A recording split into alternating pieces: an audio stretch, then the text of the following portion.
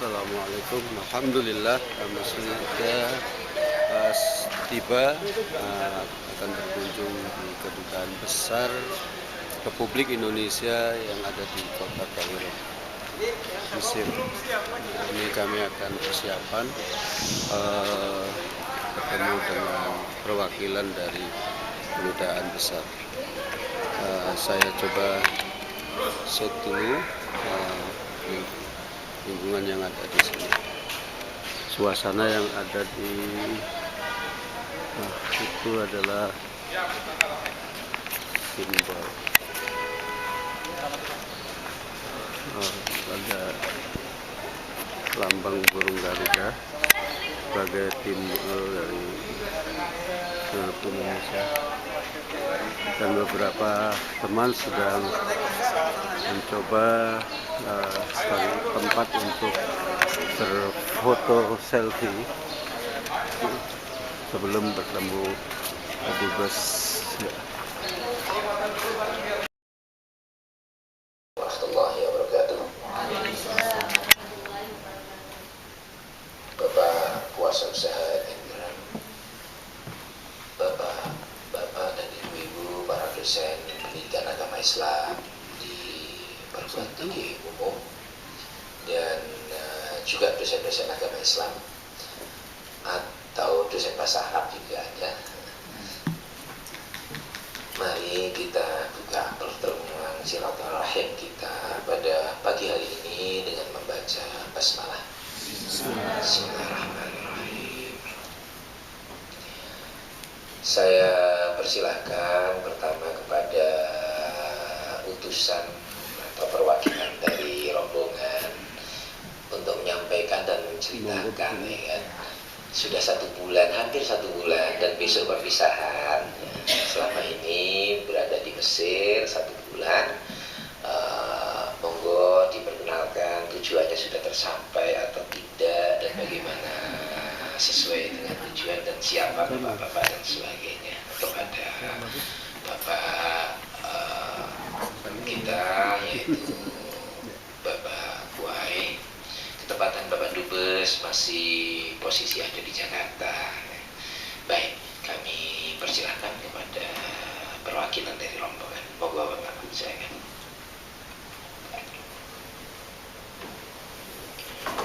Bismillahirrahmanirrahim. Assalamualaikum warahmatullahi wabarakatuh. Bismillah, alhamdulillah, assalatu wassalamu ala rasulillah wa ala alihi wa ashabihi wa man tabi'a hudahi ila yaumil qiyamah, amma ba'd. Puji syukur marilah kita panjatkan kehadrat Allah Subhanahu wa taala atas segala nikmat yang Allah berikan kepada kita semua. Alhamdulillah, pada pagi hari ini kita bisa berkumpul di tempat yang sangat membahagiakan bagi kita. Terima kasih Bapak Haji Muhammad Haji Surya. Silahkan Bapak-Bapak ditulis untuk laporan. Bapak atas perkenannya menerima kami. Sebelumnya salawat serta salam semoga tetap tercurah limpahkan teruntuk Habibana wa Nabiyana Muhammad sallallahu alaihi wasallam, kepada para sahabatnya, keluarganya, dan seluruh umatnya hingga akhir zaman. Alhamdulillah, terima kasih sekali lagi Bapak Haji, Bapak Atase berkenan menerima kami di Kedutaan Besar Republik Indonesia. Sebuah kehormatan dan kebahagiaan bagi kami. Berkenankan saya untuk mewakili atas nama Ketua DPP ADBISI, Asosiasi Dosen Pendidikan Agama Islam, Bapak Dr. Haji Abdus Salam, dan rombongan. Alhamdulillah kami insya Allah ini dari Sabang sampai hampir Merauke. Dari Sumatera Utara sampai Manado, mungkin paling akhir Manado atau timur ini, dari timur, cuman beliau bertugas di UGM ya. Alhamdulillah kami dosen-dosen pendidikan agama Islam di perguruan tinggi umum Bapak, jadi bukan di bawah Kementerian Agama, tapi di bawah Kementerian Pendidikan dan Kebudayaan. Kami dosen di PTU. Alhamdulillah kami bisa sampai ke Mesir ini. Terima kasih yang sebesar-besarnya kami difasilitasi Bapak atas, terutama atas izinnya, bantuannya, kami mudah untuk bisa sampai ke sini mendapatkan visa, dan alhamdulillah kami tidak terasa sudah hampir 1 bulan di sini. Alhamdulillah ketika kedatangan kami juga diterima langsung oleh Pak Atas, langsung ke Ma'had. Subhanallah, terima kasih. Mungkin saya perkenalkan dulu sebelum ke yang lain-lain. Saya sendiri Cucu Surahman. Nama saya Cucu Surahman dari Universitas Pendidikan Indonesia, dari UPI Bandung. Kemudian sebelah kanan saya Dr. Adri Lundito. Beliau adalah dosen di IAIN ya Pak ya, IAIN Manado. Mungkin ini diantara yang dari UIN, yang lain mungkin dari umum, tapi ada yang dari UIN ya. Kemudian Bapak Abdul Malik Utsman. Beliau adalah dosen pendidikan agama Islam di Universitas Gajah Mada, Yogyakarta. Alhamdulillah. Kemudian Bapak Dr. Joko Rianto, dosen agama Islam di ITENAS, Institut Teknologi Nasional Bandung. Lanjut Pak Dr. Mulyana Abdullah, sama dengan saya, dari Universitas Pendidikan Indonesia Bandung. Sebelah kanannya Dr. Mardan Umar. Dr. Mardan Umar, dosen PAI di Unima, ya Pak ya, singkatannya Universitas Negeri Manado, dari Manado. Kemudian sebelah kanannya Dr. Muhammad Ilham Mukhtar dari Universitas Muhammadiyah Makassar, dari Makassar. Lanjut Bapak insyaallah calon doktor Dr. Chan ya, kandidat Fathur Rahman dari Unsika, Universitas Singa Perbangsa Karawang, Unsika singkatannya Pak. Sebelah kanannya Bapak Syarif Hidayatullah, MAG MA dari Universitas Gajah Mada, Yogyakarta. Kemudian sebelah kanannya langsung saja ke Bapak Dr. Cecep, dilanjut dengan Dr. Fauzi ya, insyaallah lulusan Kairo ya. Langsung ke Ibu Siti ya, Siti Nur Aini, MAG MA Ainun ya, disingkat atau biasa dipanggil, dari ST Paramugu Ambaruk Mojo, Jakarta ya, dosen agama Islam di Sekolah Tinggi Pariwisata Ambarukmo, Yogyakarta. Jawanya medok Pak. paling mondok di antara kita. Ya, kemudian dilanjut Bapak Ibu Marhamah. Ini dari UPI juga. Kebetulan ini menyertai suami Bapak Dr. Mulyan Abdullah. Kemudian Ibu Dr. Anda, ya, enggak ada. Ibu Lilis Karyawati MAG dari Unsika Singapura Bangsa Karawang, kandidat, doktor kandidat. Kemudian Ibu Dr. Emawati dari Palangkaraya, Bu ya, IAIN Palangkaraya. Kemudian Ibu Dr. Ani Siti Nuraini, Ani Nuraini, MPD, Dr. Ani MPD dari UPI, Universitas Pendidikan Indonesia, kampus Sumedang. Nah, jadi ada kampus Bumi Siliwangi yang di Setiabudi, ada yang di kampus daerah-daerah kampus UPI itu. Kemudian ini Ibu Profesor Dr. Pujiati, ini dari Universitas Sumatera Utara, Profesor Pujiati PhD. Kemudian Ibu Dr. Nur Sukmasuri, maaf ya, ini dari USU, ini 4 ibu-ibu ini dari USU, Universitas Sumatera Utara ya. Kemudian Ibu Kaca Ginting, ini khas Gintingnya, Sumatera Utara. Kemudian Ibu Dr. Rahimah dari Sumatera Utara, Universitas Sumatera Utara. Alhamdulillah kami 18 orang Bapak, 18 orang bisa kesini, alhamdulillah.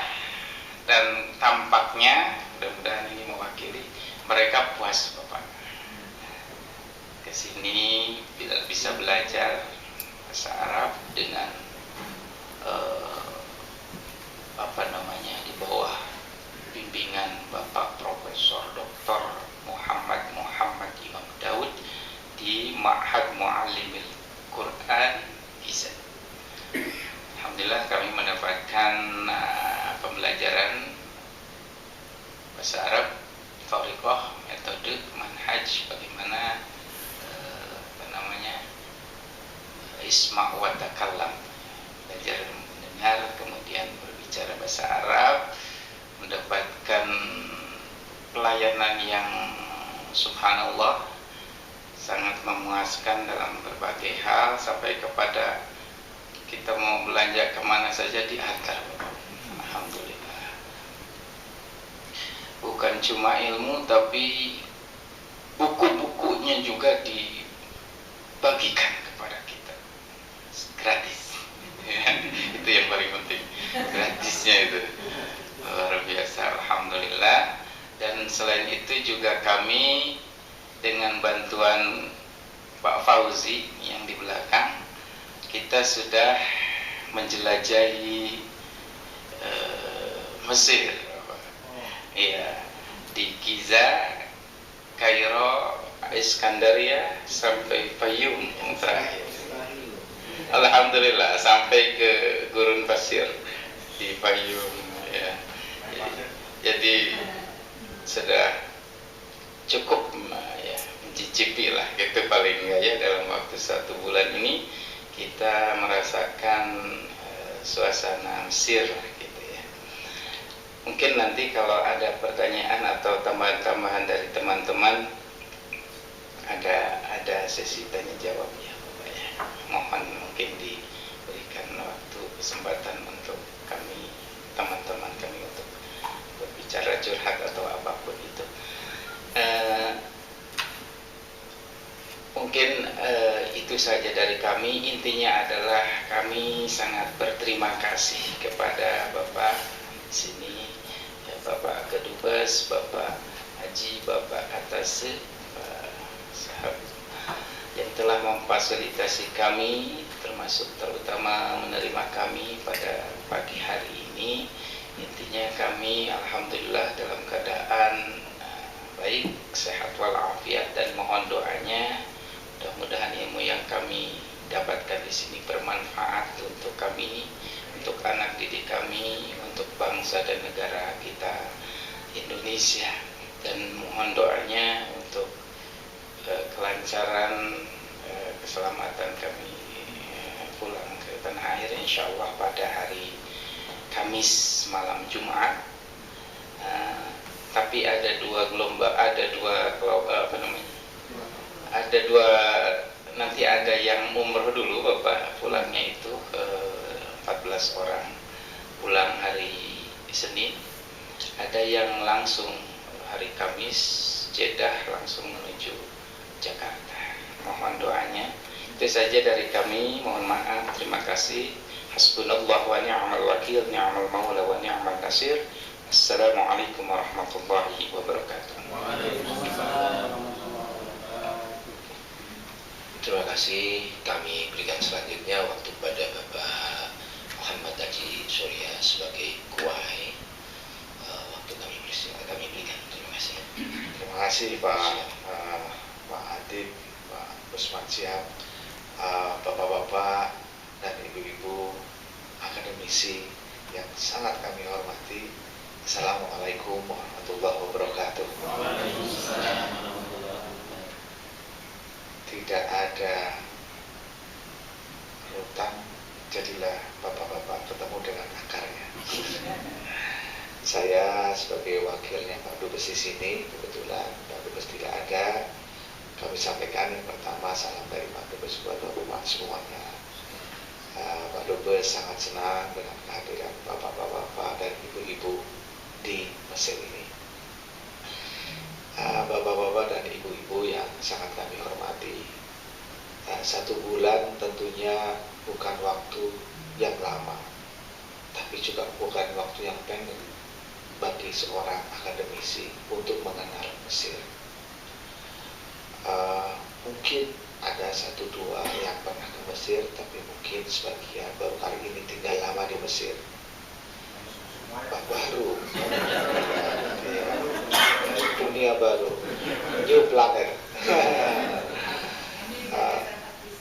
Wah, terima kasih Bu ya, terima kasih bapak-bapak dan ibu-ibu mulai mengenal Mesir, memahami sebagian dunia Arab. Ya, mungkin beda dengan bayangan sebelumnya, tapi itulah kenyataannya. Kita bisa diskusi panjang lebar tentang hal ini. Bapak-bapak dan ibu-ibu, kenapa kita mengapresiasi sangat besar? Karena bapak-bapak dan ibu-ibu adalah orang-orang yang memiliki pengaruh yang sangat besar, punya follower yang sangat besar, yaitu mahasiswa. Ya. Jadi pengalaman bapak-bapak dan ibu-ibu selama di sini itulah yang kemudian akan ditularkan kepada follower-followernya. Kalau bapak-bapak dan ibu-ibu baru tahu beberapa hal tentang dunia Arab yang nyata, nah nanti ditularkan kepada followernya yang ada di kampus, dari satu marhalah ke marhalah yang lain. Bapak-bapak dan ibu-ibu yang saya sangat hormati, hal yang paling penting menurut hemat saya pribadi yang perlu Bapak bawa pulang dari sini dan disampaikan kepada followernya adalah tentang Islam wasatiyah. Ternyata bapak-bapak ibu-ibu semuanya, ketika saya datang sini waktu bulan puasa, saya melihat orang di restoran yang makan aja, yang puasa saja. Ya. Ketika 2 minggu yang lalu saya ke gereja tempat Isa atau Yesus pernah ngumpet selama 2 bulan. Di sana juga banyak orang yang pakai jilbab, bahkan pakai niqab. Semua biasa-biasa saja. Tidak ada orang saling menyalahkan satu dengan yang lain. Itulah indahnya bagaimana kehidupan di sini. Bahkan saya diberitahu oleh Pak Usman yang pandai berbahasa Arab dan lulusan Al-Azhar ini, bahwa konferensi internasional kemarin di Al-Azhar juga membahas masalah itu, Pak, ya. Bahwa kehidupan keberagaman, kemudian diversity itu dijunjung tinggi-tinggi dan tidak boleh menyalahkan satu dengan yang lain hanya karena beda paham atau apalagi beda mazhab, kemudian beda agama dan lain sebagainya. Itulah Bapak-bapak dan Ibu semuanya, kita menaruh banyak sekali harapan yang sangat tinggi kepada mahasiswa kita di sini yang jumlahnya lebih dari 8.000. Kita menginginkan mahasiswa kita yang kuliah di Al-Azhar ini pulangnya membawa panji-panji Islam Wasatiyah yang pas banget buat Indonesia yang berbhinneka tunggal ika. Saya membayangkan kalau 8.000 orang itu semuanya bisa menyampaikan di masjid-masjid, kemudian di pengajian-pengajian, apa yang mereka dapatkan, apa yang mereka pelajari dari Grand Sheikh yang sangat sangat Wasatiyah itu, Indonesia pasti akan jauh lebih baik. Dan saya kira harapan saya ini harapan yang menjadi milik banyak bangsa Indonesia, miliknya KBRI, miliknya pemerintah Indonesia.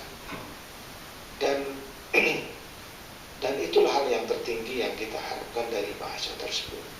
Nah, dengan demikian maka saya pikir bapak-bapak yang punya follower dari waktu ke waktu di universitas ini, ini lebih memiliki pengaruh yang lebih besar buat penyebaran Islam wasati yang ada di Indonesia dengan melihat bagaimana praktek yang ada di di Mesir ini. Bapak-bapak Ibu semuanya, kita melihat sendiri bagaimana di Indonesia sekarang bahkan terjadi perang narasi antara satu yang lain, antara umat Islam dan yang lain dan lain sebagainya. Dan saya kira kalangan akademisi adalah kalangan yang terpelajar, yang mampu melihat sesuatu dengan kacamata yang lebih jernih dan kemudian mampu menebarkan hal-hal yang baik, yang tepat berdasarkan ilmu pengetahuan, berdasarkan logika, berdasarkan pengetahuan kepada followernya, yaitu mahasiswa. Apalagi bapak-bapak semuanya, ibu-ibu, pasti followernya bukan hanya anak-anak S1, tapi S2 dan bahkan dosen-dosen semuanya. Jadi itulah mengapa kami semuanya memberikan apresiasi dan ikut mendoakan bahwa apa yang bapak-bapak ibu dapatkan di sini itu bisa bermanfaat, dan kita doakan bapak-bapak juga dan ibu-ibu semuanya senantiasa sehat dalam menyampaikan itu semuanya. Bapak-bapak dan ibu semuanya, saya menyampaikan hal ini, kalau ada kurangnya saya mohon maaf. Kalau ada saling tanya jawab, kami dengan senang hati dibantu Pak Usman nanti untuk menjawab apapun pertanyaan bapak-bapak dan ibu-ibu, mau politik, mau sosial budaya, mau hubungan Indonesia Mesir, semuanya terbuka. Bahkan kami pun, kalau bapak-bapak ibu-ibu merasa di sini kurang nyaman, kritiklah kami. Kami di sini sebagai pejabat untuk dikritik, untuk dibenarkan agar kami menjadi lebih baik. Terima kasih, sekali lagi terima kasih. Syukron katsiran. Wassalamualaikum warahmatullahi wabarakatuh.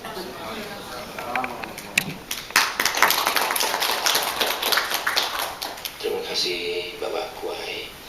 Kami buka waktu untuk forum, tidak hanya bertanya, mau menyampaikan pengalamannya, pengalaman selama di sini maupun pengalaman yang menarik ketika di Indonesia selama jadi dosen di tempatnya, ya mungkin terutama kami bisa mendapatkan manfaat dan mungkin juga untuk kawan-kawan sendiri.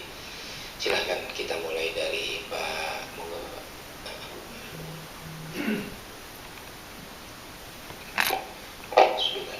Assalamualaikum warahmatullahi wabarakatuh.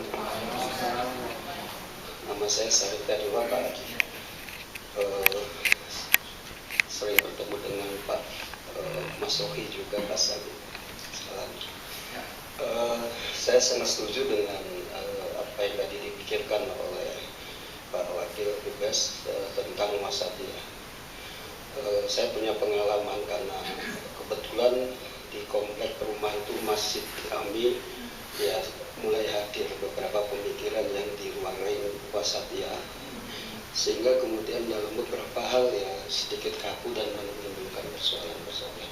Bahkan saya ketika menjadi ketua takmir sempat ada beberapa teman yang seperti ini kemudian tidak mengikuti makmum sama saya ketika sholat berjamaah dan sebagainya, karena saya memberikan doa. Ya, itu sangat terasa sekali, Pak. Nah, sebab persoalannya dengan hadirnya pemikiran-pemikiran yang kontra dengan Wasatiyah ini, kita perlu ada sebuah upaya yang sistematis, kemudian struktur, dan mungkin networking. Nah, saya belum merasakan pengaruh yang luar biasa di masyarakat karena mungkin beberapa strategi. Saya kira media sosial menjadi sangat penting, dakwah dengan podcast menjadi penting, dakwah dengan melalui YouTube dan sangat penting. Dan saya juga baru belajar tentang beberapa metode dakwah seperti itu. Tapi perlu upaya yang sangat sinergis. Bisa jadi mungkin bagaimana juga dipikirkan dari KBRI di Kairo ini upaya-upaya yang seperti dilakukan oleh teman-teman yang agak berbeda dengan dengan konteks, dengan platform atau paradigma Wasatiyah. Saya kira itu sangat penting untuk kita memberikan mungkin kalau dari sisi sawah atau lahan di Indonesia sudah sangat tepat sekali, tetapi hanya kita membutuhkan energi yang lebih dan strategi yang lebih. Saya kira itu, Pak. Terima kasih. Assalamualaikum warahmatullahi wabarakatuh. Kan dari sana ya. Oke, terima kasih Pak. Assalamualaikum warahmatullahi wabarakatuh. Nama saya Ainun Pak panggilannya. Oke, saya masih berhubungan dengan Pak Syarif ya tentang Wasatiyah. Di Jogja kita tuh sangat katakanlah seperti jamur gitu ya. Jadi semua hampir pemikiran-pemikiran yang katakanlah bahasanya itu ekstrim atau kekananan itu sangat banyak sekali. Nah, influencernya adalah influencernya maksudnya itu rata-rata justru alumni dari sini. Kita tahu di sosial media ada beberapa alumni yang dari Al-Azhar yang sangat digandrungi oleh masyarakat, dan beliau ini justru memberikan sebuah fatwa-fatwa yang menjadi persoalan, menimbulkan konflik sosial. Kalau tadi disinggung masalah masuk gereja, kemudian ketika di sini biasa-biasa saja, menggunakan jilbab juga biasa-biasa saja, tapi sampai Indonesia tidak biasa-biasa saja. Jadi ributnya di Indonesia itu tahun baru, Valentine, Natalan, mulutnya. Saya sampai gemas gitu, kapan majunya kalau kita setiap tahun hanya ribut masalah itu. Dan bukannya saya untuk memblacklist siapakah Ustadz ini, enggak, tapi hampir mereka percaya karena dia lulusan dari sini. Dan rata-rata belakangnya ada LC. Saya tidak memblacklist semua, enggak. Tapi kita lihat di sosial media siapa sih yang punya peran di sana gitu. Nah, saya berharap besoknya nih, karena orang Indonesia itu masih senang banget kalau melihat lulusan dari luar negeri, terlepas dari post kolonial. Jadi inlandernya masih sangat kuat gitu ya. Jadi saya berharap besok kalaupun ada masuk ke sini, saya berharap ada semacam apa ya, orientasi atau filterisasi terhadap mahasiswa yang ingin ke sini. Mungkin kalau kita melihat sejarah, karena sejarah yang dulu sangat kuat, kita kenal dengan istilah di sini ada politik Ikhwanul Muslimin dan teman-temannya, dan perkembangan yang sekarang menjadi trend center di sosial media itu kan ya kita tahu siapa orangnya gitu. Dan itulah yang paling cepat diterima oleh anak-anak, terutama anak milenial ataupun orang-orang yang hidupnya settle, kemudian dia mengalami krisis spiritual dan kemudian dia mengaji melalui YouTube atau Google. Nah, kemarin sampai menjelang Hari Santri, hanya karena sebuah adegan film cuma masuk gereja aja ributnya minta ampun, auto murtad dan teman-temannya. Nah, dari itulah saya berharap besok satu, kemarin saya terinspirasi ketika masuk gereja dengan ada tulisan Arab, karena mereka selalu Arab adalah, semua yang dari Arab adalah Islam, padahal tidak semuanya seperti itu. Jadi saya berharap besok di sini ada beberapa semacam, kalau pertama tadi adalah filterisasi bagaimana untuk mahasiswa yang kesini kita tahu bagaimana backgroundnya, yang ditakutnya nanti justru menjadi benih-benih untuk pemahaman yang radikal istilahnya seperti itu. Yang kedua adalah saya suka di Mesir ya Pak. Pertama masuk saya memang pernah bermimpi, orang tua saya pengennya masuk ke sini, tapi saya dulu nggak suka belajar agama. Jadi nggak pengen belajar agama, tapi ternyata tetap dunia agama yang mengingkari saya. Masuk ke sini tuh pertama bayangan saya adalah Al-Azhar yang seperti dalam film-film yang cantik-cantik, pokoknya yang tertata rapi gitu. Ada sebuah pertanyaan yang menggelitik, mungkin hampir sama di Indonesia. Di sini dengan pemahaman keagamaan yang lebih dalam, mungkin ini yang mungkin belum bisa terbawa ya, misalkan kayak tentang kebersihan, sampah dan teman-temannya. Kemudian saya lebih mengamati sosial di luarnya aja sih, misalnya sebuah budayanya.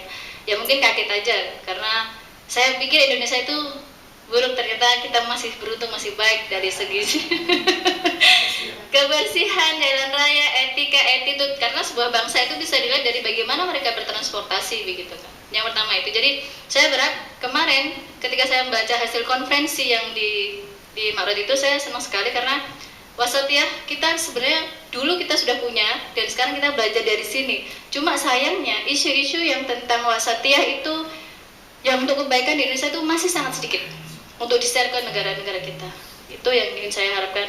Terima kasih Bapak. Assalamualaikum warahmatullahi wabarakatuh.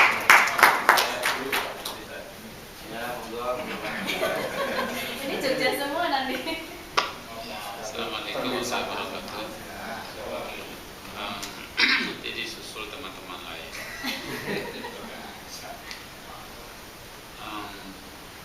Pertama, mungkin ya di antara atau kita semua ini dan ya teman-teman yang mungkin sedang belajar di sini dan satu saat akan kembali,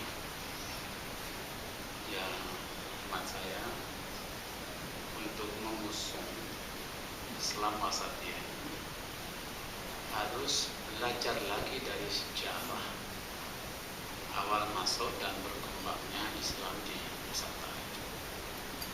Itu kalau bukan dengan Islam wasatiyah yang ditampilkan, maka tidak seperti yang kita saksikan hari ini tentang Islam Indonesia. Nah, ini sering kita sampaikan ke mahasiswa. Sebagai contoh, jika bukan wasatiyah, maka generasi kita ini sudah tidak ada lagi Candi Borobudur. Kenapa? Itu gudang kemusyrikan. Musyriknya musyrik. Tidak lagi candi-candi lain. Tapi mengapa sekian abad masyarakat di sekitar candi menjadi muslim? Bahkan 90% muslim. Candinya tegak berdiri dan dirawat oleh umat Islam di sekitar candi. Nah, ini kan contoh betapa luar biasa cara umat Islam tempo dulu itu menampilkan Islam wasatiyah ini. Dan itulah sesungguhnya benang merah dari dinul Islam. Kemarin sudah disampaikan oleh Syekh David, kita betul-betul terkaget kembali bahwa perjalanan Islam sejak dari hijrah sampai sejak awal mula sampai hijrah itu kan tanda kutip bisa kita sebut dengan banyak sekali persoalan terkait dengan konflik dan seterusnya. Tetapi Haji Wada itu justru benang merahnya bahwa disitulah puncak dari Islam itu adalah moderasi dan wasatiyah. Itu yang tercermin di dalam khutbah Wada. Nah, ini selalu kita sampaikan kepada mahasiswa. Cuma ada problem yang tadi sudah sebagian disampaikan oleh teman kita. Ya, ada sejumlah teman-teman kita yang maaf, masyarakat kita tuh senang kalau ada LCD di belakang. Mudah-mudahan kita nanti pulang semuanya tambah nama saya di belakang ya. Lulusan Kairo. Lulusan Kairo. Oh iya, kita lulusan Kairo. Jadi, nah ternyata setelah kita lacak, tidak semua LC itu dari Al-Azhar, dari Kairo. Banyak yang dari luar Al-Azhar. Dan yang pandangan-pandang yang tanda kutip menolak wasatiyah itu saya boleh menyebut itu 90% LC yang bukan produk Kairo. Jadi saya beda dengan mungkin beberapa teman yang lain. Dan kami berkawan Pak sampai dengan hari ini. Nah, tapi mungkin ini menjadi catatan kita semuanya. Mengapa sampai hari ini dan terus berkembang ada semacam konflik internal dalam tubuh kaum muslimin karena perbedaan cara pandang tentang Islam. Ini karena dipicu oleh persoalan politik yang belakangan ini terjadi. Jadi sebagai contoh, kita mati-matian menyuarakan tentang moderasi dan seterusnya, tetapi di titik lain, tempat lain, dan suasana lain, di sana juga muncul radikalisme, fundamentalisme. Tapi sekali lagi, ini bukan Muslim. Ada juga yang non-Muslim yang pandangannya itu sangat-sangat radikal. Contoh Manado belakangan ini, dan contoh di beberapa tempat lain ini juga bukti bahwa ternyata radikalisme itu juga ada pada agama lain selain Islam. Tetapi ini oleh media itu tidak mengangkat bahwa ternyata ada juga radikalisme yang bukan Islam. Karena itulah semestinya ada dinasah itu. Pandangan selama ini justru istilah radikalisme itu dialamatkan pada dunia Islam, umat Islam itu sebenarnya adalah sebuah kesalahan. Nah ini harus diluruskan. Kenapa kita masing-masing itu justru sudah menaruh cinta harga mati terhadap NKRI.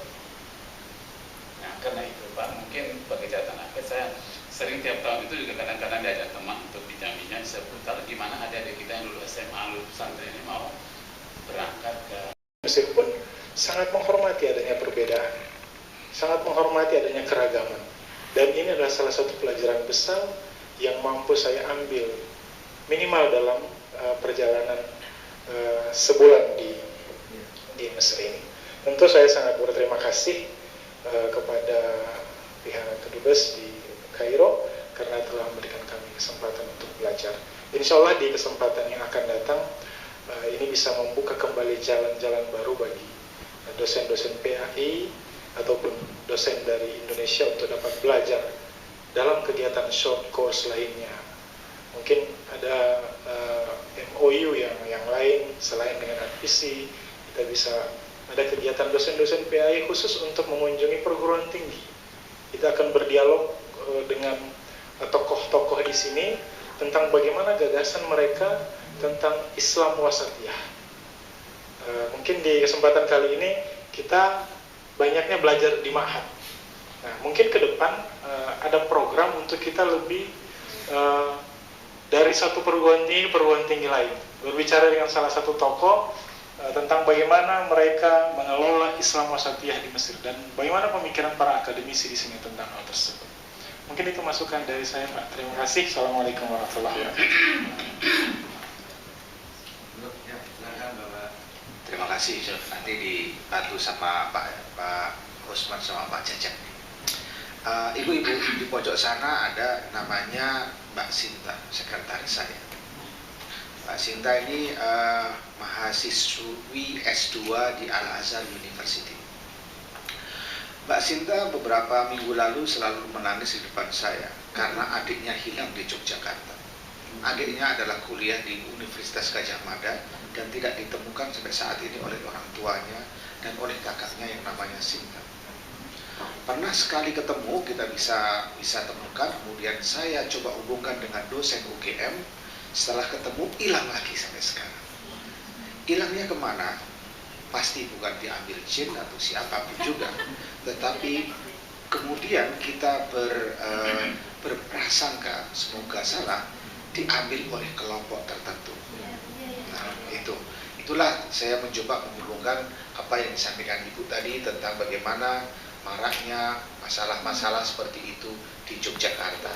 Salah satu tempat yang dulunya sangat toleran sekarang menjadi berubah seperti itu ya. Saya sendiri lahir di Jogja, tapi saya sudah agak lihat Jogja kok begitu ya. Oke. Bapak-bapak, ibu semuanya, kalau tadi bicara tentang adiknya Sinta, Ibu Nuriyah pun sekarang dihabisin gara-gara bicara tentang jilbab, ya kan?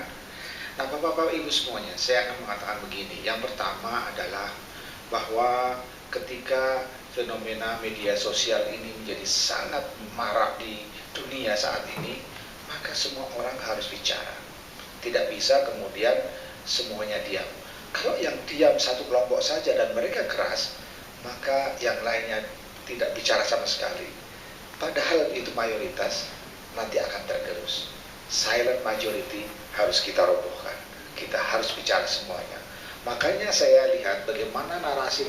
Kalau ibu lihat bagaimana di YouTube tentang masalah tertentu, isinya itu semua, yang bicara itu semuanya. Kenapa ibu-ibu tidak bicara? Tidak bikin yang namanya vlog, konten. Sekarang mulai bagus. Saya lihat temannya dari UIN Jakarta, siapa sini? Nah, ada Pak Usman juga nih. Ada temannya Pak Usman yang sangat bagus yang namanya Syafiq Hashim. Oh, masalah. Iya. Ibu lihat bagaimana dia di Cokro TV menerangkan banyak hal tentang Islam dari semua sisi, sehingga orang bisa mengerti. Oh, kalau gitu ya nggak apa-apa lah seperti itu. Tentang bagaimana dia menerangkan tentang jilbab, kenapa Bu Nuriyah berpikir seperti itu. Bagaimana pemahaman tekstual dan kontekstual.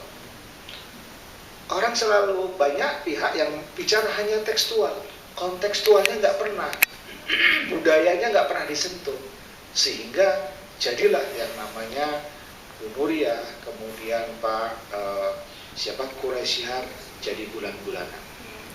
Bapak-bapak ibu semuanya, saya agak ragu-ragu sebetulnya untuk menampilkan Pak Quraisy Shihab yang paling kesini di depan anak-anak kita di sini.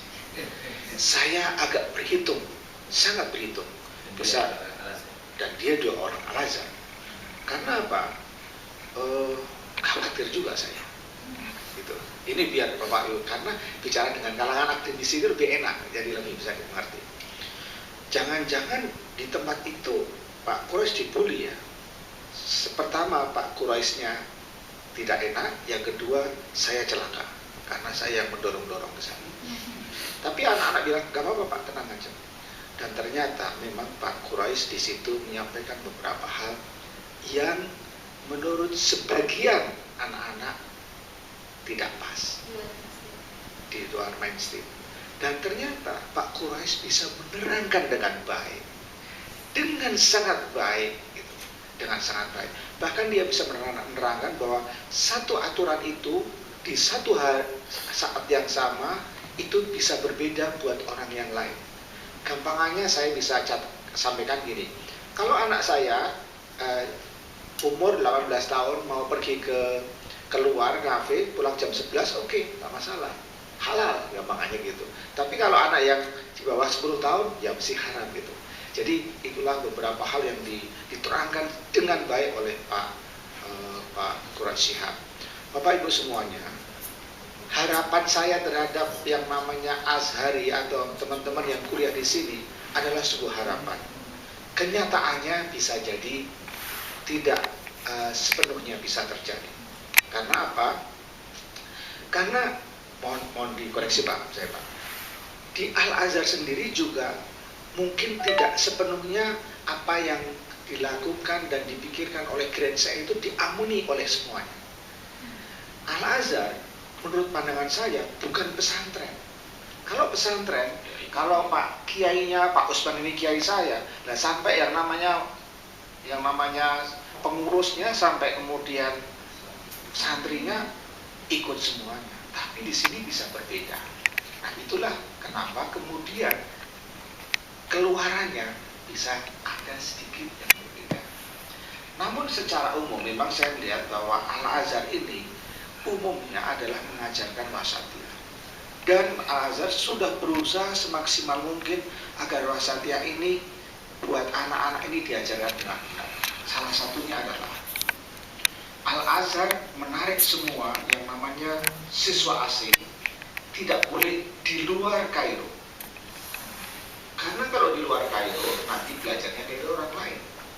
Bahkan sekarang mereka hanya boleh belajar di syekhnya Al-Azhar. Jadi sudah sangat membentengi Pak, gitu. Jadi yang dilakukan seperti itu.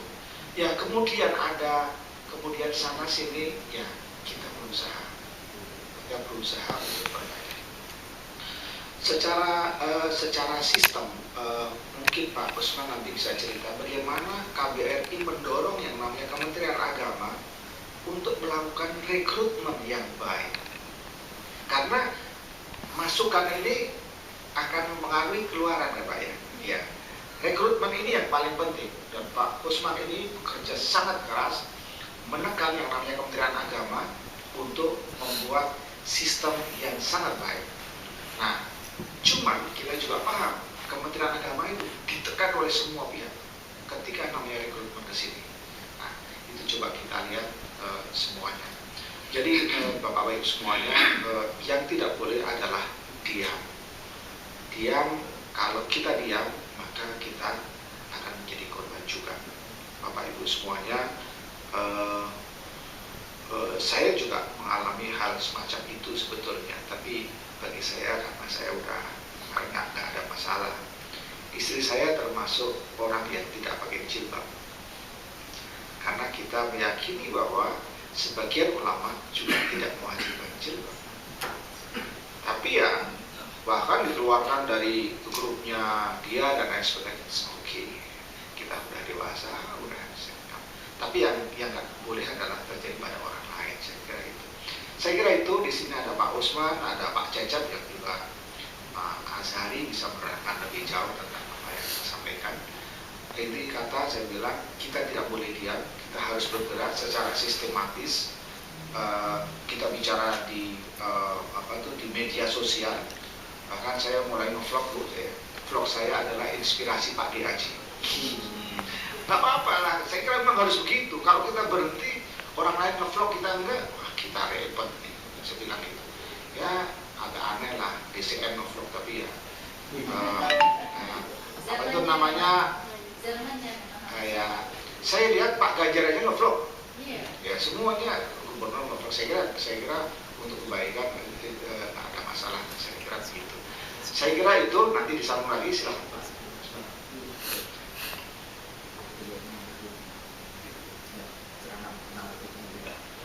Bismillahirrahmanirrahim. Assalamualaikum warahmatullahi wabarakatuh. Melanjutkan apa yang telah disampaikan oleh Bapak Muhammad Haji Sulian, Bapak Kuwai kita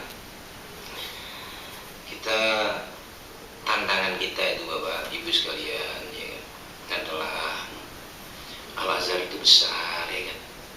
Al-Azhar itu wasatiyah. Pertanyaannya adalah mahasiswa kita itu bisa besar karena Al-Azhar dan bisa wasatiyah belajar di Al-Azhar atau tidak, itu sebenarnya bermasalah. Tapi kita sudah lama dan berusaha untuk mencoba bahwa anak-anak kita tidak belajar melainkan hanya dari prioritas lulus dari Al-Azhar, dari fakultas ya. Kalau memang harus mengaji ataupun namanya talaqin ya, itu harus kepada dosen-dosen atau masyayikh yang diridhoi dan diperbolehkan dan memiliki jalan pemikiran yang sesuai dengan Al-Azhar. Dan kita selalu komunikasi dengan kantor Grand Sheikh maupun pimpinan universitas untuk kemudian saling mendorong bagaimana anak-anak kita bisa dilayani baik di dalam kemudahan masuk dan belajar dengan dosen-dosen yang sudah ada di fakultas maupun dengan syekh-syekh yang sudah disiapkan di masjid-masjid di lingkungan Al-Azhar atau ruang-ruang, istilahnya ruang-ruang lingkungan Al-Azhar. Ada Masjid Jami Al-Azhar itu ruang terkenal ya, itu dihidupkan semarak terakhir-terakhir ini dengan dosen-dosen dan guru-guru ngaji mengaji yang tidak hanya lulus doktor, tapi mereka adalah mantan-mantan dosen yang atau bahkan yang pimpinan-pimpinan dan ulama-ulama, di drop semuanya untuk membina dan membimbing pengajian-pengajian dengan harapan anak-anak kita tidak belajar dari orang-orang yang tidak sealiran dengan Al-Azhar, dan kami terus berkoordinasi untuk hal itu. Dan seperti yang tadi disampaikan oleh Bapak DCM dan Pak Atos sebagai kuai Al-Qaim Bi'amri Sabir, sampai proses rekrutmen yang kita lakukan sebenarnya adalah dalam upaya sedemikian rupa. MOU baru saja ditandatangani antara Sekretaris Jenderal Ikatan Alumni Al-Azhar Indonesia yang ketuanya dulu Pak Quraisyihad, kemudian sekarang menjadi Ketua Kehormatan, sekarang TGB ketuanya Pak Dr. Mukhlis Hanafi sebagai Sekjen, menandatangani kerjasama dengan Direktur PT KAI Kemenak dalam proses rekrutmen yang intinya adalah di antara soal pertanyaan-pertanyaan adalah tentang keindonesiaan dan persoalan tentang NKRI, di antara poin-poin yang disepakati untuk menyaring mereka-mereka yang akan ke sini. Bapak Ibu sekalian, saya nggak tahu lulusan Al-Azhar itu yang ekstrem itu siapa gitu ya kan. Kalau justru saya melihat lulusan Al-Azhar di Indonesia justru pada liberal gitu ya. Ibu bapak bisa Misrawi semuanya itu adalah orang Al-Azhar ya kan. Kalau kita lihat Gusmus adalah orang lulusan Al-Azhar ya. Kemudian Kak Quraisyihad juga ulama. Mungkin ada, kalau memang Abdus Somad saya nggak tahu itu menilai. Saya pikir poin yang tadi mengerucut adalah kepada Pak Abdus Somad semuanya. Itu pun mungkin penilaian harus dilihat dari berbagai aspeknya kan itu ya, aspeknya, sehingga kita bisa tidak mengeneralisir dari satu atau dua orang menjadi hukum. Di Indonesia itu yang LC itu banyak, Ibu bisa membayangkan ya. Saya kemarin rapat di Al-Azhar, di dalamnya adalah rapat namanya Organisasi Ikatan Alumni Al-Azhar Internasional Pusat, yang ketepatan saya mendampingi Pak TGB sama Mukhlis untuk membicarakan kerjasama. Dalam rapat itu pimpinan organisasi ini diantaranya Abdul Fadil Qusi. Profesor Abdul Fadil Qusi ini pernah menjabat sebagai Menteri Wakaf, kemudian sekarang masih menjadi dosen. Pertama yang dikatakan adalah, saya mendengarkan bahwa di Indonesia terjadi penyebaran fahaman lebih kuat daripada faham Azhar, yaitu faham Wahabi dan Salafi. Ini jangan sampai terjadi, dan ini tanggung jawab Ikatan Alumni dan ketua dan semua yang tergabung dalam alumni Al-Azhar untuk membendung itu. Itu bukan akidah kita. Kita adalah berakidah Asy'ariyah Maturidiyah, ya kan? Tidak pernah kita mengkafirkan orang dan sebagainya. Nah, itu mohon bicara itu. Padahal kita rapatnya rapat hal organisasi, itu langsung ditekankan bahwa kita sangat berbeda, ya.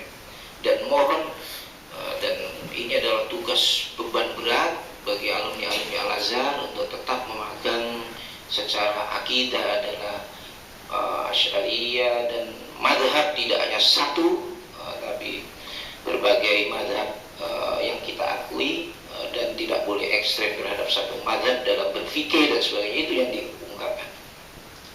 Pesan-pesan seperti ini ada di mayoritas dosen-dosen dan para masyayikh yang ada di Al-Azhar, ya kan? Sehingga kalau kita lihat 29 poin hasil pertemuan muktamar itu sangat mengagumkan, bahwa al-wataniyah seumpamanya warga negara, ya kan, memiliki hak yang sama dan sebagainya, tidak lagi boleh membedakan ras, agama, suku dan sebagainya dalam memberikan hak-hak dan asasi terhadap warga negara. Itu poin poin nomor berapa 7 atau berapa ya, itu sangat itu. Bapak Ibu sekalian, kita memang tadi memiliki harapan sangat besar dan sebagainya, tapi saya terus terang aja Bapak Ibu sekalian ya, saya itu pernah sekolah di sini, kawan-kawan, sejak kemerdekaan ya kan, Indonesia, Al-Azhar itu memberi dana kepada Indonesia itu sampai 23 sampai 24 miliar per tahun ya kan. 7.000 8.000 orang kuliah tanpa dipungut biaya, kemudian 500 di antara mereka dapat asrama, uang saku, uang tiket pulang pergi ya kan. Kemudian Kemenang juga dapat kiriman untuk semua pesantrennya, 40 orang pengajar guru agama dan guru bahasa Arab dibiayai sepenuhnya Al-Azhar, tiket dan sebagainya. Seringkali orang-orang Indonesia juga memperoleh undangan untuk daurah atau para dai, pimpinan, itu semuanya Al-Azhar mengeluarkan dengan misi untuk menyebarkan wasiatnya Al-Azhar ke seluruh dunia, terutama concernnya adalah kepada Indonesia. Apa yang pemerintah Indonesia kasihkan pada mahasiswa belum ada, Bapak.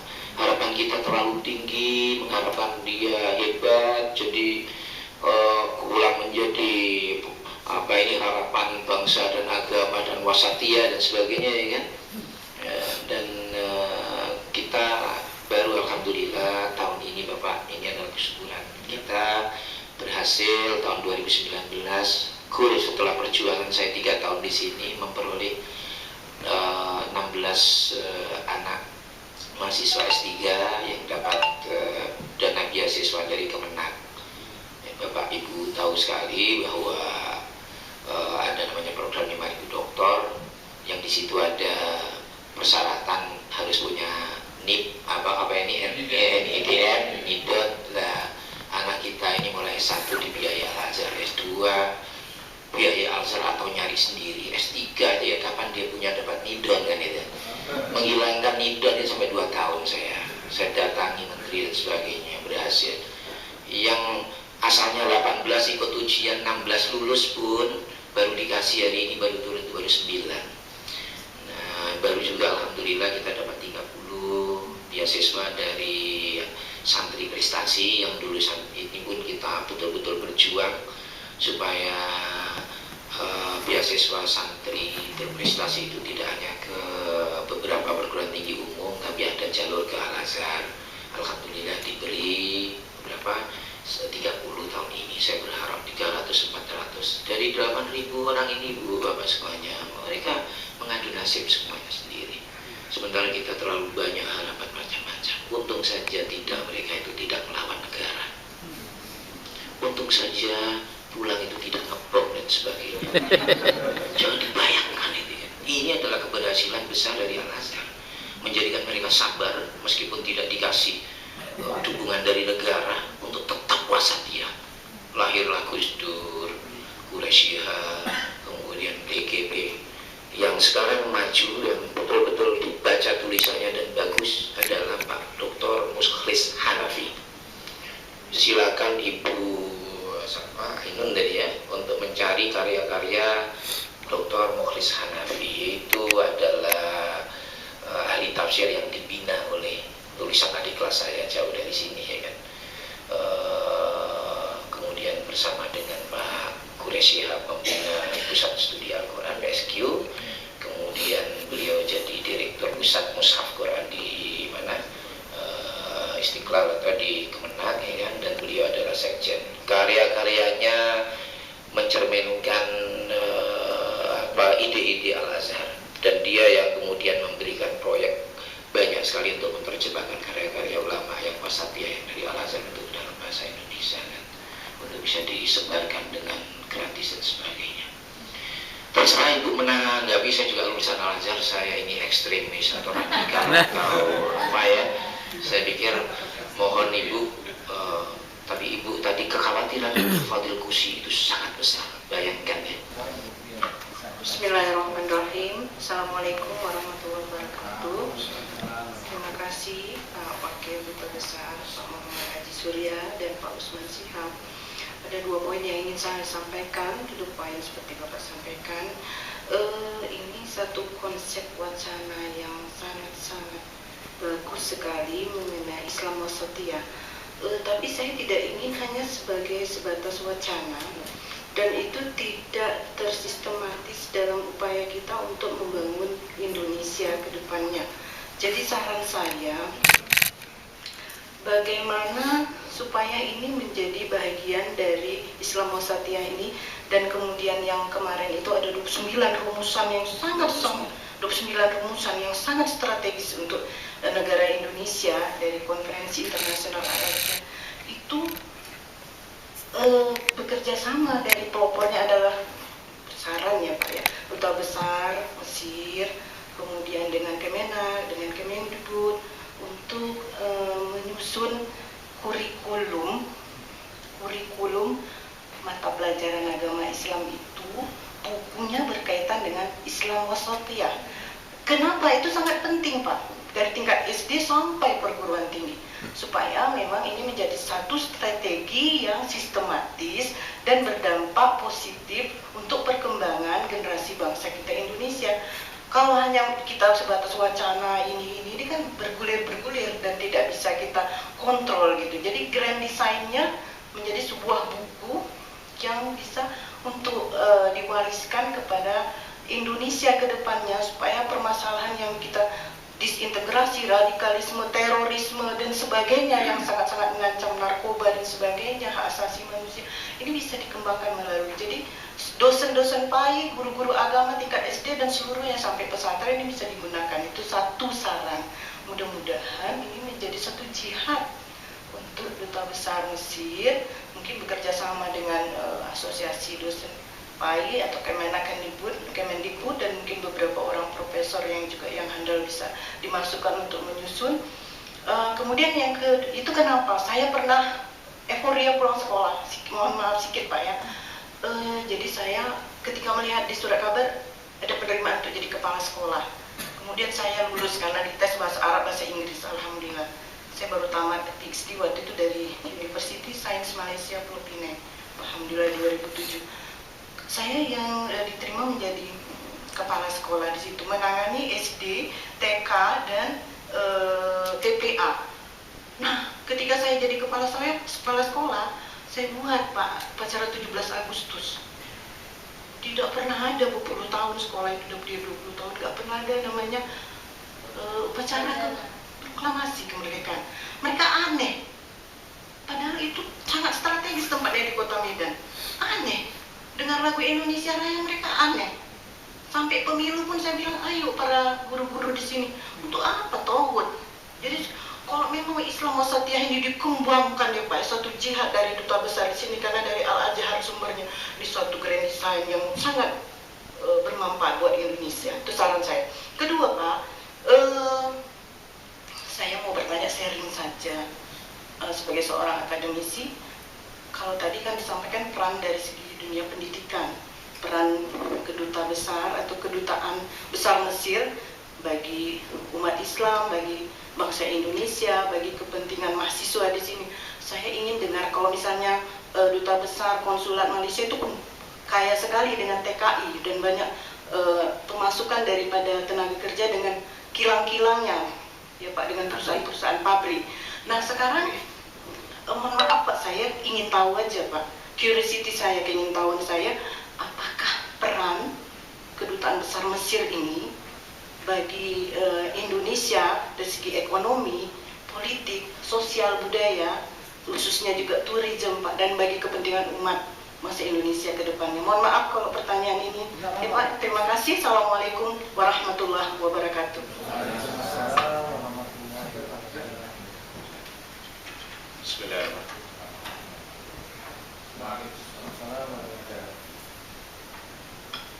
Ada dua hal yang ingin kami sampaikan Pak, tadi menyambung. Yang pertama adalah terkait dengan masalah koordinasi. Mungkin saya kira Mesir ini kan sentrumnya Timur Tengah Pak, dibandingkan Arab Saudi sekalipun. Saya kira Mesir ini punya peran yang sangat luar biasa, termasuk di dalam konteks tadi pertarungan wacana yang ada di situ. Pada sisi yang lain kita melihat tadi di penyampaian sebelumnya peran daripada pemerintah Arab Saudi dalam konteks ini ke kita di Indonesia sangat besar begitu kan. Nah, maksud saya mungkin poinnya adalah apakah ada semacam koordinasi begitu kira-kira antara KBRI yang ada di Mesir ini dengan yang ada di Arab Saudi dalam konteks untuk agar kemudian wacana itu memang bisa dikerjakan secara sinergis gitu. Khawatirnya begini, Mesir mengkampanyekan tentang ini di Arab Saudi dalam konteks karena juga memfasilitasi banyak kepentingan daripada negara, mungkin apalagi dengan haji dan segala macam, akhirnya ya tentu kan pasti resiprokal Pak ya dalam konteks ini, sehingga apa yang dilakukan itu tentu sangat besar ya pengaruhnya, tapi apakah justru itu tidak saling saling menegasikan gitu.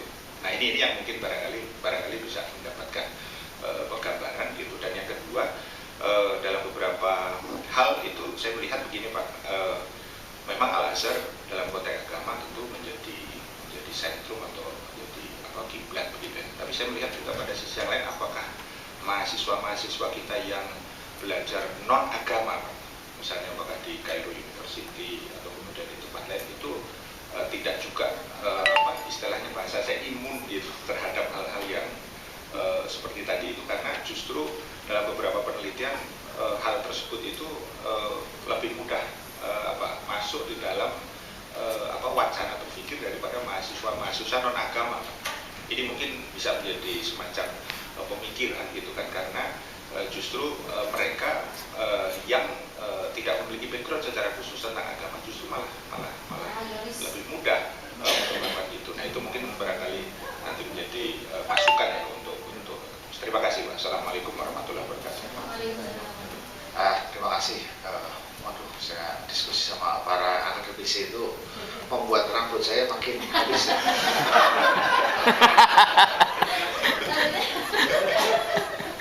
Kan nggak bisa tumbuh. Kita mulai dari mana ya? Tadi Ibu yang terakhir tadi tentang apa Bu? KBRI, oh iya, dan sebagainya membuat kurikulum Bapak. oh ya sebentar. Jadi gini. Sebenarnya banyak banget. Apa peran KBRI ini? Saya perlu cerita simpel. KBRI kita di Kairo ini adalah KBRI terbesar di Afrika.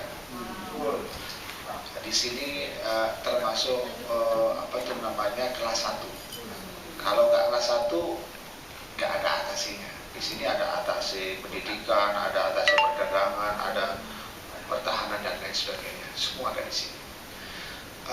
Berarti hubungan kita itu sebetulnya tinggi sekali.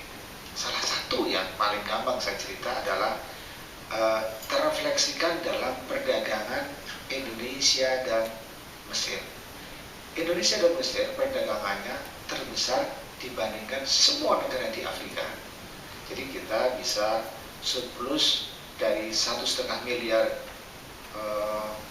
US dollar itu bisa surplusnya 900 itu. Dan makin hari produk kita makin dikenal di sini. Kalau Ibu minum kopi di sini, meskipun kopi itu dibilang kopi apa tuh namanya Brasil atau apa, itu dari Indonesia. 60% kopi di sini adalah kopi Indonesia. Hampir 80% itu apa tuh namanya palm oil di sini itu, dan segala turunannya itu dari kita. Ibu, kalau boleh saya boleh sampaikan bahwa kita ada pabrik yang namanya pabrik Indomie di sini. Itu satu hari harus memproduksi 2 juta bungkus. Dan kalau Ibu ke sini paling puncak sana, Ibu minta ke warungnya sana, ada yang namanya Indomie. Itu gampangnya saya dari ujung ke ujung, saya seperti itu. Jadi memang KBRI ini memang KBRI yang sangat penting. Kalau bicara mahasiswa, mungkin mahasiswa terbesar di luar negeri ya di sini. Di sini lebih dari 8.000 kedatangan, 1 tahun nanti bisa 1.400 dan lain sebagainya. Dan tadi berkaitan dengan mahasiswa kita di sini itu 99,9% di Al-Azhar. Dan sebagian besar, mungkin dari 99,9% itu 99,9%-nya adalah belajar agama. Yang belajar apa itu ke umumnya itu sangat sedikit sekali. Ya, kenapa saya sampaikan juga karena di kuliah agama ini majana, gratis. Nah, saya mau kembali masuk ke masalah gratis ini, Pak. Kita ini sebuah bangsa masih suka gratisan. Mohon maaf saya kalau nggak salah. Kita ini masih senang cari yang gratisan. Cari gratisan tapi nggak mau terpengaruh oleh orang lain. Nggak bisa. Kalau kita anak-anak kita di sini 8.000, semuanya kita beresin semuanya seperti kata Pak Usman, kita tidak begini, kita bisa tangani lebih baik. Kalau semua anak-anak kita di Saudi itu tidak dibayar oleh Saudi, kita akan lebih baik. Tapi apa yang terjadi? Wallahu a'lam bishawab, ilmu alam susah dijawab. Terjadi begitu. Jadi kita punya ekspektasi we do nothing. Nah, inilah yang jadi PR besar kita, selalu kita bicarakan. Kita menuntut banyak hal, tapi apa tuh namanya, kita tidak punya perencanaan dan tidak. Iya, dan senang gratisan ya. Iya. Akhirnya anak-anak di sini juga banyak pekerja yang nggak karuan, kurang kuliah, kemudian belajar pada seseh yang tidak benar, kemudian kita nyalahkan mereka. Jadi memang harus ada grand design dari pemerintah, dari bangsa ini, bagaimana mengatur orang yang belajar di luar negeri dan bagaimana pulang melalui anggaran yang betul, termasuk melalui yang namanya kurikulum yang betul. Dan kurikulum yang betul, kalau kami di KBRI kita selalu menyampaikan, berkomunikasi dengan pihak-pihak terkait di Indonesia yang menjabarkan di Indonesia, tentunya Kementerian Agama, termasuk guru-guru, dosen-dosen agama seperti bapak-bapak dan ibu semuanya. Saya kira begitu. Ini memang masalah yang besar, pelik, dan memerlukan sebuah effort. Sebelum saya menutup, saya akan mengatakan apa yang dilakukan oleh yang namanya Singapura. Singapura di sini ada banyak mahasiswanya, nggak sebanyak kita, sedikit ke sini ke Al-Azhar. Apa yang terjadi ketika pulang? Ketika pulang, dia harus 3 bulan di coaching dulu untuk yang namanya aklimatisasi Singapura. Sehingga dicuci lagi otaknya, sehingga pas dengan diversity Singapura. Yang dari sini ke Indonesia, apakah di coaching dulu? Terjun bebas. Yang dari apa tuh namanya Saudi, langsung punya masjid. Yang dari Libya, langsung megang masjid. Kalau gini caranya, Bapak Ibu semuanya bisa menduga. Jadi kita boleh berharap, tapi kita harus melakukan sesuatu dari posisi kita masing-masing, mudah-mudahan ada hasil. Saya ucapkan terima kasih sekali lagi kepada bapak-bapak dan ibu-ibu yang sudah datang kemari memberikan pencerahan kepada kita yang ada di KBRI. Mohon maaf kalau kami dalam melayani bapak-bapak ibu kurang, dan sekali lagi kita doakan bapak-bapak ibu sehat selalu dan makin banyak followernya, dan kemudian menyebarkan share, nah, subscribe, subscribe ilmunya, share ilmunya, tambah followernya, kemudian tambah like-nya. Wabillahi taufiq wal hidayah. Inspirasi Pak Adi. Wabillahi taufiq wal hidayah. Wassalamualaikum warahmatullahi wabarakatuh. Terima kasih Bapak Kuai dan Bapak Ibu sekalian. Mari kita akhiri pertemuan kita pada hari ini, pada pagi hari ini dengan bacaan Alhamdulillah. Alhamdulillah. Terima kasih. Assalamualaikum warahmatullahi wabarakatuh. Assalamualaikum. Saya bersama Wakil Dubes Pak M. Haji Surya menyapa dulu Pak. Assalamualaikum. Halo, assalamualaikum. Terima kasih. Ya.